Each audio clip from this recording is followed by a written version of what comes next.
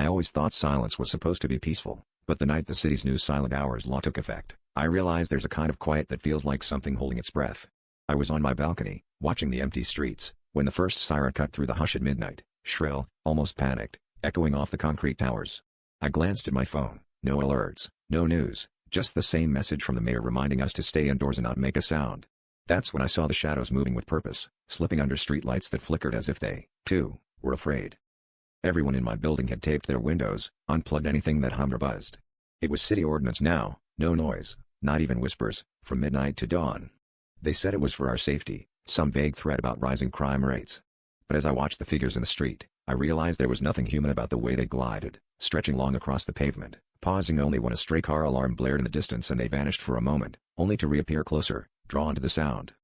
I tried to call someone, but my phone refused to connect, just dead silence, heavier than before. The sirens grew louder, more insistent, and now they were everywhere, a chorus of warning that no one could answer.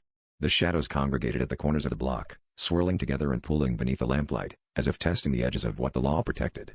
I ducked inside, heart pounding, pressing myself against the door, praying I hadn't drawn their attention. That's when I saw the city's emergency speakers outside, blinking red, and realized the sirens weren't meant to alert us, they were meant to call them. The silent hours weren't for our safety at all. They were for theirs, a time when anything that made a sound became prey. As the power went out and darkness swallowed the city whole, I finally understood, silence wasn't keeping us safe. It was making us easy to find.